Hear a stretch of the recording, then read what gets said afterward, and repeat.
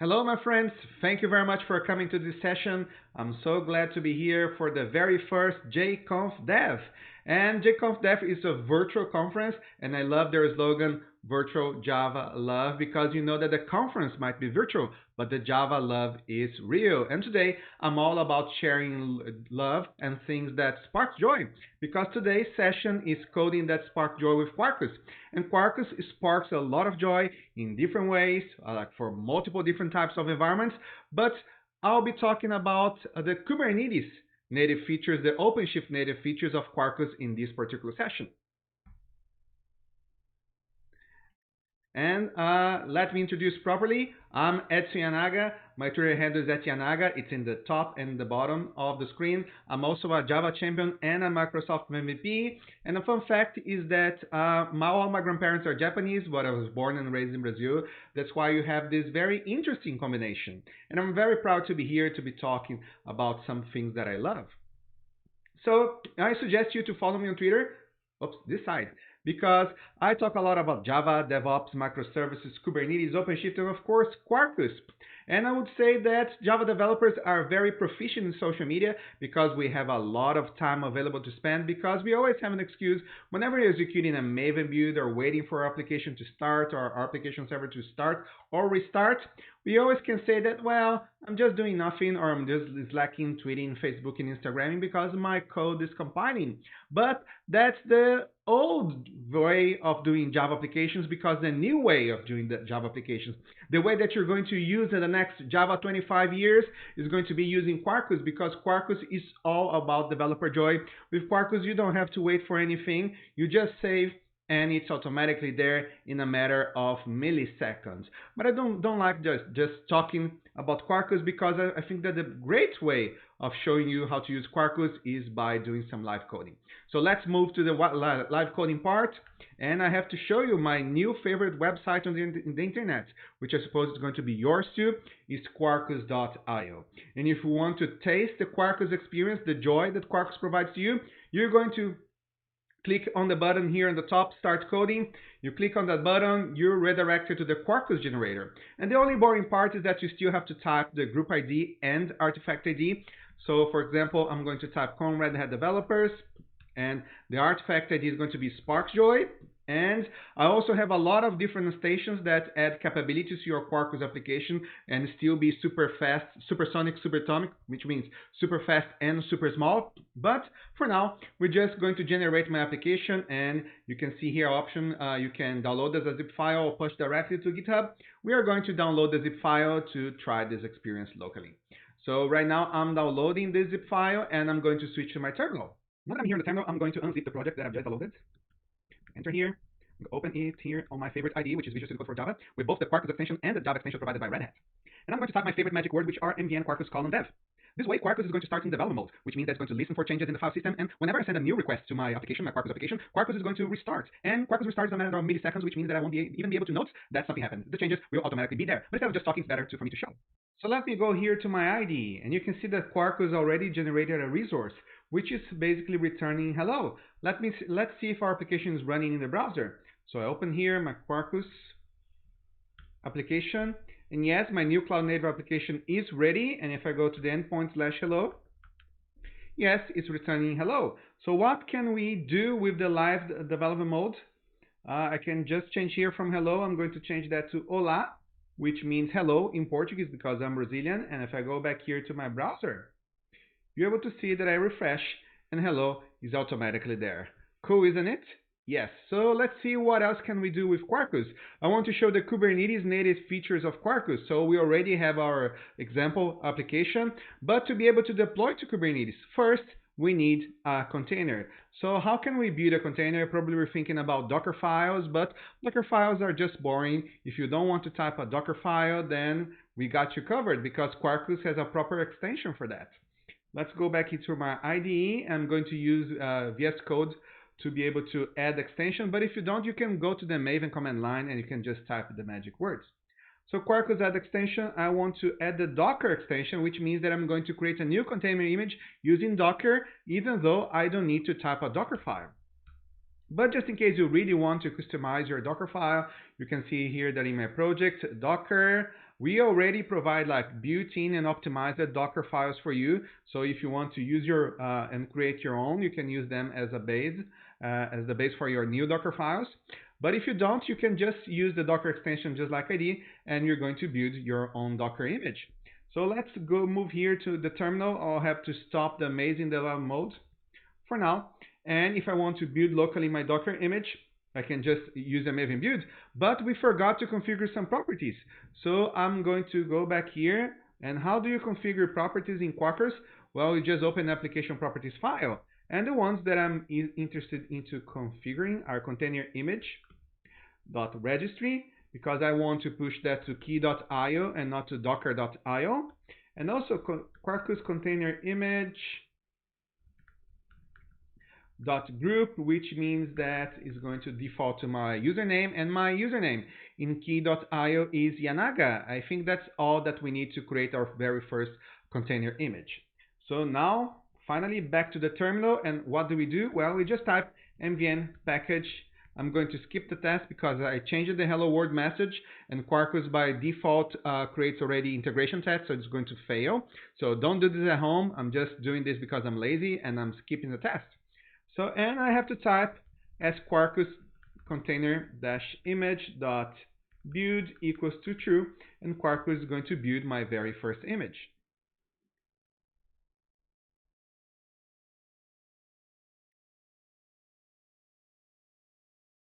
It's building. You can see that it takes some time.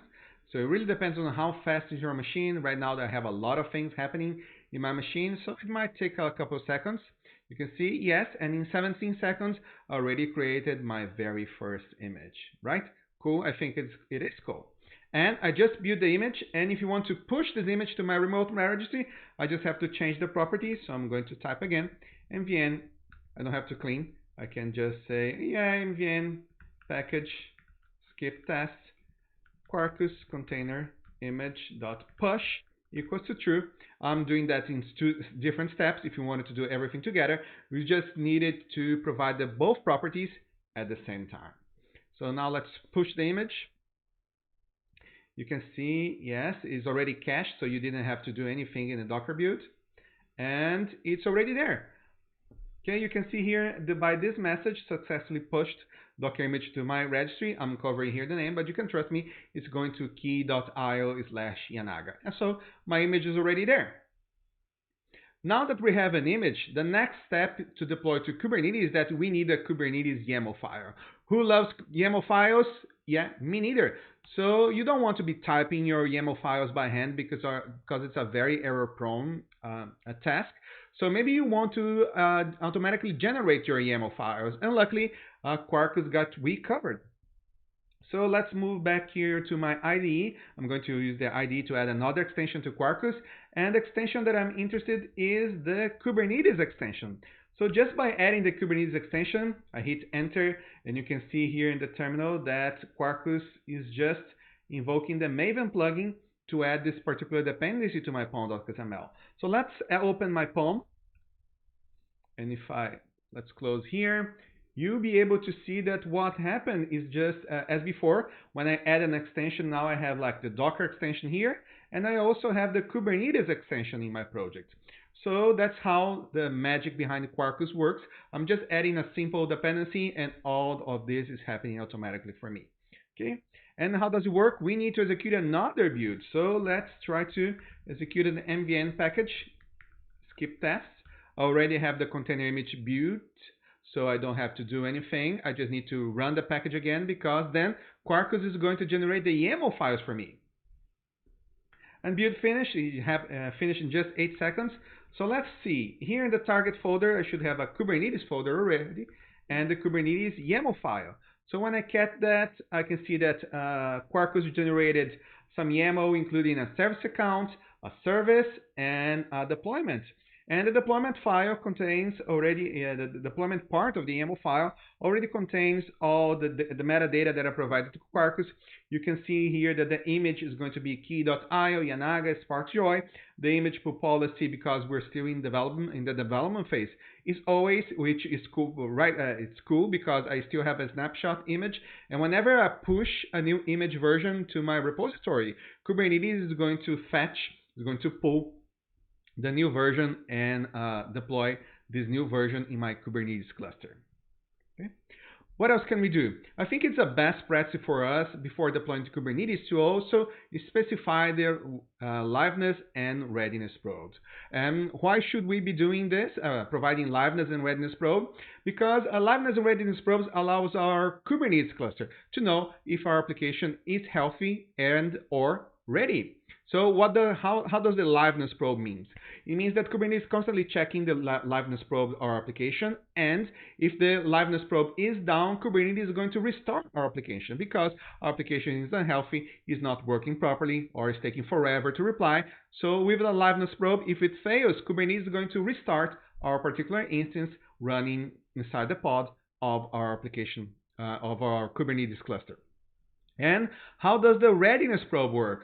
Well, sometimes you have applications, for example, Java applications that take some time to warm up, that takes another time, some time to boot, another time to warm up. And so while the application is still warming up, it's not fast enough to be servicing production requests.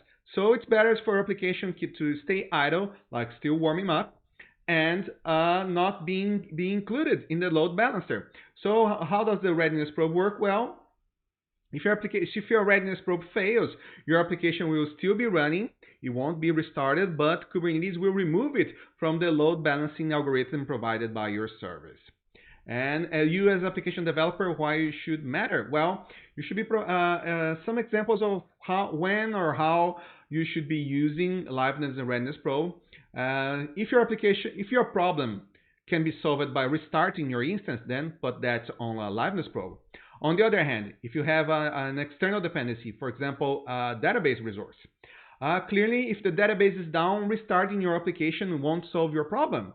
So usually database checks are included in readiness probe instead of liveness probe. And luckily for us, if you add a database connection pool inside your Quarkus application, Quarkus automatically implements a readiness probe for database connections inside your readiness probe. And how do we add this to my Quarkus application? So you guessed right, another extension. So we just go back here to my Quarkus project, and let's add another extension. I'm just going to add the health, small I health extension. Just by doing this and hitting enter, so we're going to add another dependency to our pom.xml file. Let's see, yes, build finish. You can see here, I've already have here my pom.xml. And if I go back here to my terminal and run the Maven build again, skipping the test, sorry, you see that in the Kubernetes YAML file, we already have the liveness probe and readiness probe provided in the YAML. So let's do it again. Kubernetes YAML file. Let me scroll down, and yes, here on the deployment section, you can see the liveness probe, define it. It's all of these boring YAML files, declare liveness probe. And if you scroll even further down, you can see here, you see this boring readiness probe YAML files. Cool, isn't it? Yes, your life is much easier when you're doing this. Let's try to deploy this to Kubernetes.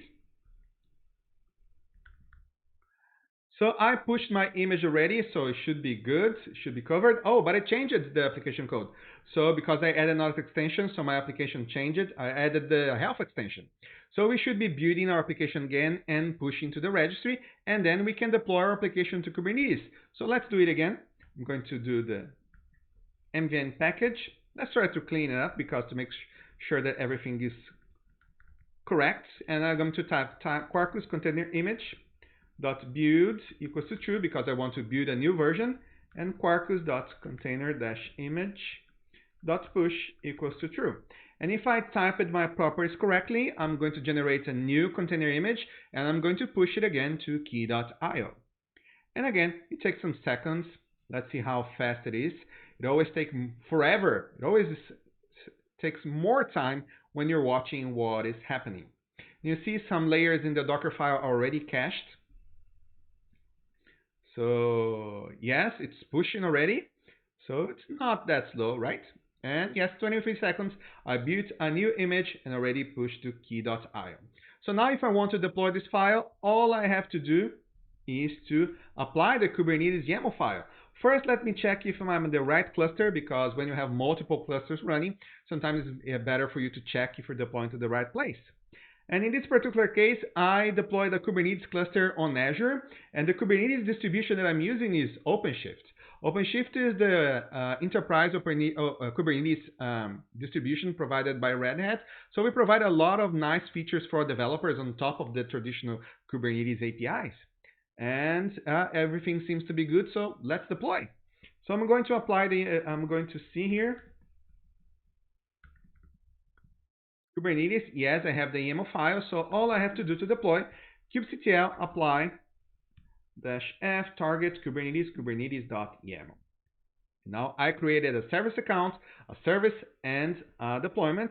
So if I do this, watch kubectl get pods, I should be able to see that my pod is already running and my application is running, but it's not ready.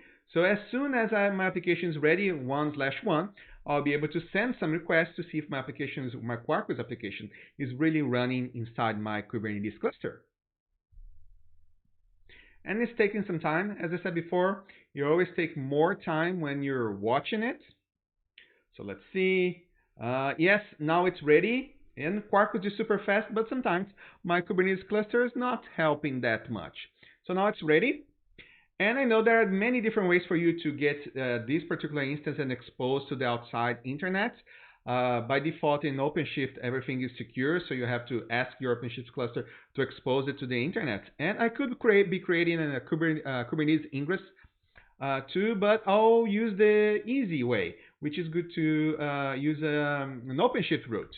So all I have to do is to get kubectl, get services, and I just have to type oc expose. Oc is the OpenShift command line, OpenShift client, and it is a superset of the kubectl clients. So I have a new feature called expose, and I say expose the service SparkJoy. And now if I type kubernetes get root, I'll see that I have this particular host name, which will allow me to reach my application outside my Kubernetes cluster. Let's see if it's working. If I open here my browser and open a new tab, let's try to access this endpoint. And yes, my new cloud native application is ready. And if I go to /hello, yes, it's returning hola. And if you want to see the endpoints that Quarkus created, is /health. Health is going to, yes, my application is up. And /health is a combined liveness and readiness probes endpoint. But if I do /health/live, I can see only the liveness probes, which I have none, but so it's up.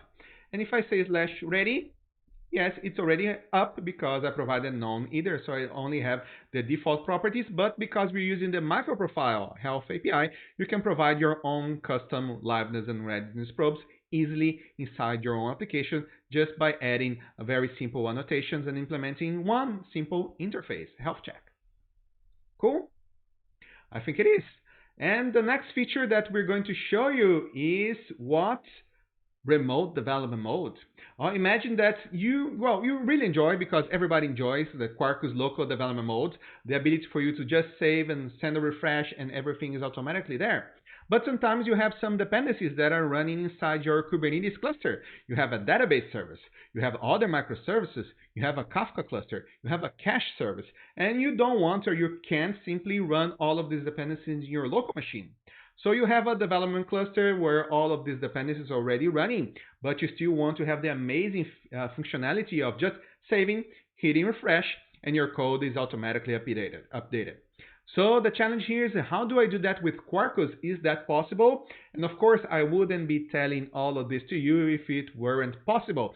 So yes, we can do that, and you don't need even to add another dependency because Quarkus already provides it built-in. We just need to configure a few additional properties, and we'll be able to do that in our remote Kubernetes cluster. So let's go back here to my code. Now I want to configure my property to my application properties file to allow for remote development mode. So what are the properties that I have to type? I just have to do here Quarkus package.type, and it's going to be mutable jar because I want to create a jar that can be remotely updated. And I also want to provide Quarkus.live reload password. So because we have to expose our endpoint remotely, so we need a password so not everybody can just keep typing and changing the stuff.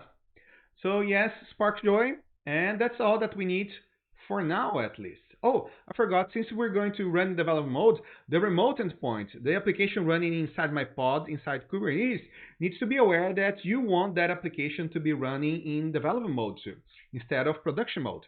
So we're going to have to say Quarkus dot Kubernetes, oops, kubernetes.env.vars, and it's going to be the name of the property that we need to type to be enabling development mode in the remote pod is Quarkus launch dev mode and equals to true. So if I type it everything correctly, now my application should be ready to be able to be updated remotely inside my Kubernetes cluster. So since we changed the properties file of my application, I need to review the container and push it again. So let's go back here to my terminal and let's type it again. Let's see if I can find that. Yes, in the history. So we're going to clean package, skip the test, sorry. We're going to build a new version of our container image and we're going to push it again to my key.i registry. And I'm using key.i because it's public, your container image don't expire, just like Docker IO, and it's also provided by Red Hat, so you can use it for free. We're already pushing the image. Yes. And build success. Yes, it should be running already. So how can I redeploy and get the new version? Well, because the image pool policy that we declare is always all that we have to do is to delete the pod that is running in our cluster and our application should be updated. So let's see, kubectl get pods. You have only one pod running, so let's delete this pod. I deleted the pod, it might take some time. So let's watch it. You see, one is terminating, the other is already container creating. Well, already downloaded the container image. It's running and it's ready, it's waiting for it to be ready. Let's see. It might take some seconds. Maybe I had like a very big threshold for the Readiness Probe, and that's why it's taking so long. Maybe it's a good practice for you to also check the values of your liveness and Readiness Probe, so for you to be able to tweak that to your particular application and not use the default values. So yes, it's already running. So let's try to see the logs. I want to, in particular, to tail the logs on my pod, because then you'll be able to see kubectl get pods. So, oh yes. Oh yeah, I had the wrong pod. So kubectl logs-f. So now I'm connected. You can see that my application, oh, it's running production mode too.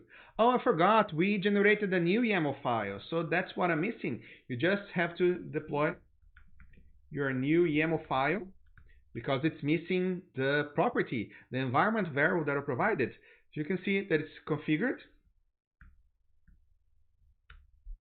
It's already container creating. Let's watch it again. Okay, so as before, it always takes more time when we're watching it. It's running, waiting for it to be ready. It's gonna take like a couple of seconds, I hope.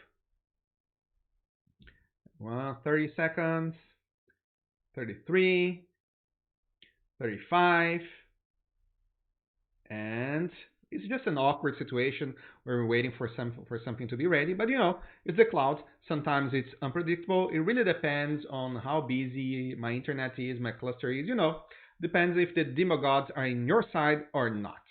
So it's already running. So let me copy here the pod name. And now let's do the kubectl logs-f.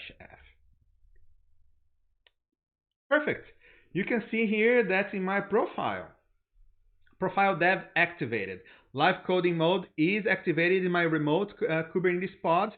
So what I'm going to do right now, I'm going to leave this part connected. I'm just going to split the screen because you want to see my local application connecting remotely.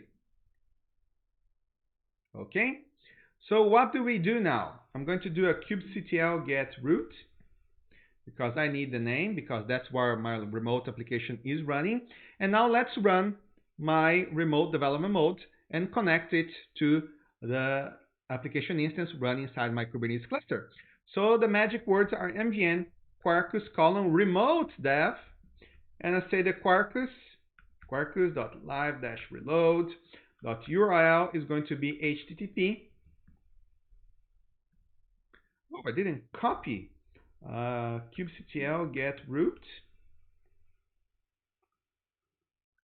Copy, let's make sure I copy this, and mvn Quarkus remote dash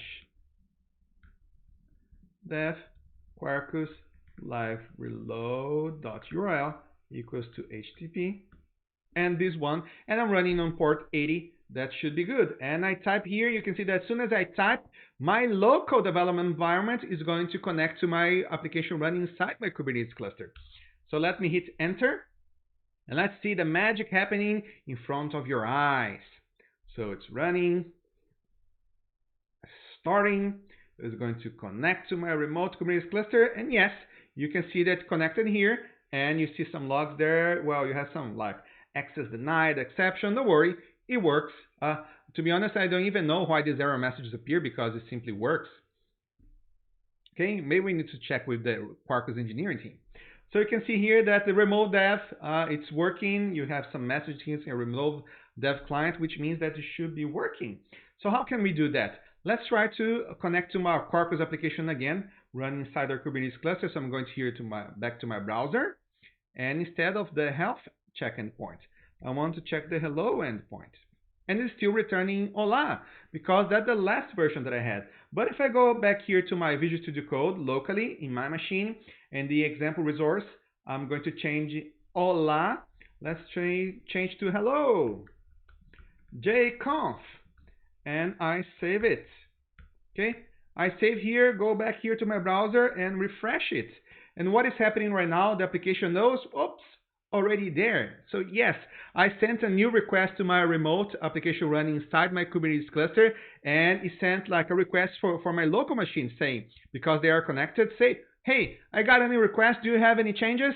And since my local machine said, yes, I have changes, it synchronized the changes, sent the changes over the wire to my remote application running inside my Kubernetes cluster, and it updated automatically in front of your eyes, right?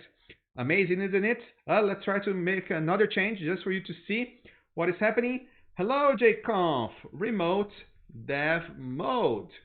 So I just saved the file, go back here to my browser, refresh, and guess what? It's already there. And you didn't see that because I wasn't showing the screen, but whenever I send a new request, you can see the log going through here on the terminal because, yes, hot replace time, and because it depends on the network. It took a bit more. It wasn't a matter of milliseconds. This time it took like 1.8 seconds because I had to, well, request to my local, the remote application instance had to request to my local machine the changes. I sent the changes through the network, and then my application restarted.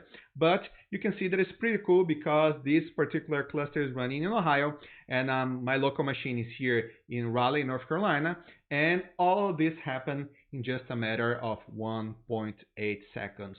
Live development mode inside my Kubernetes cluster remotely. Yes, you can only do that using Quarkus, and I think it's super amazing, isn't it? Well, that's what I had to share with you today. I hope that the Kubernetes features of Quarkus that I share with you today really spark a joy in your life. And I hope that if you didn't try Quarkus yet, well, you have a chance to go to the Quarkus.io website and try it by yourself, because don't trust what I'm saying. I think that the real experience is when you go there, you download your very first Quarkus project file, and you start development mode, and you start being amazing. Okay. Thank you very much for watching the session. And again, if you want to follow me on Twitter, my Twitter handle is @Yanaga. I'm here. I'm super happy to be on the very first jconf.dev, and hopefully by next year we will be able to see each other in person. See you soon and stay safe.